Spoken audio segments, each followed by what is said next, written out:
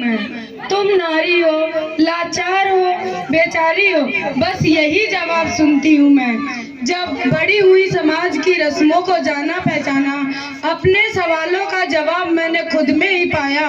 लाचार नहीं, बेचारी नहीं, मैं भरत की सिंगारी हूँ। छेड़ो मत, जल जाओगे, मैं माता पिता की अभिमानी हूँ और इस देश की शान हूँ।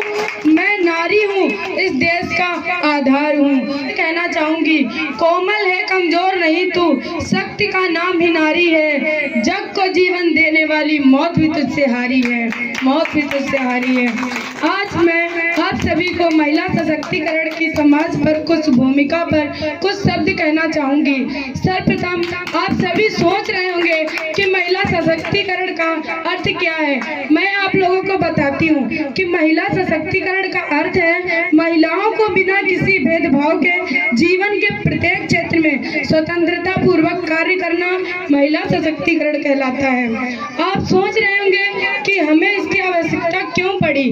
दोस्तों, अभी भी हमारे समाज में कुछ ऐसे तत्व शामिल हैं जो ये सोचते हैं कि बेटी बेटी के बराबर नहीं होती।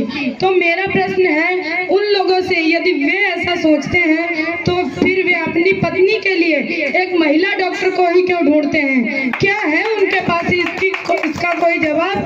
कहने के तो इस नारी शक्ति की लंबी जुबान की तो हर कोई शिकायत करता है, फिर कोई क्यों नहीं एक गूंगी लड़की के साथ शादी करने को तैयार होता है।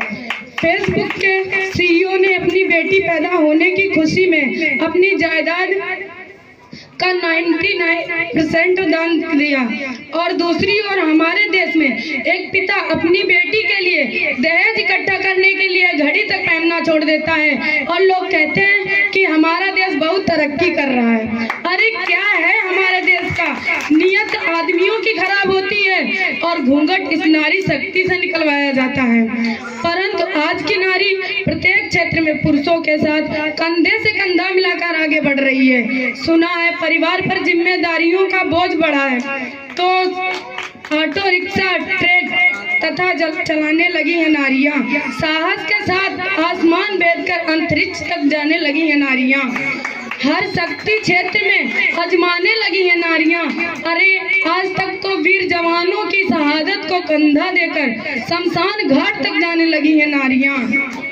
यदि सावित्री बाई, कल्पना चावला, किरण बेदी जैसी महिला ना होती तो इस देश का नाम रोशन कौन करता।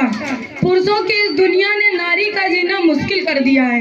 न जाने क्यों काली अंधेरी में सड़कों पर चलने को मन घबराता है। मैं डरती हूँ, मैं मरती हूँ जब सफर अकेले करती हूँ। न जाने ये कौन सा साया है, न जाने कौन सी ये आहट है। फिर उन अंधेरी रातों में दो बाहों ने खींच लिया, एक ने मुंह पे हाथ रखा तो दूसरे ने आंचल खींच लिया। फिर मर्यादा की दूसरी सीमा को तार तार कर डाला। फिर उन अंधेरी सड़कों पर मुझे तड़पता छोड़ दिया। सबने तस्वीरें खींची, कोई मदद को आगे ना आया। सबने तस्वीरें खींची, कोई मदद को आगे ना आया।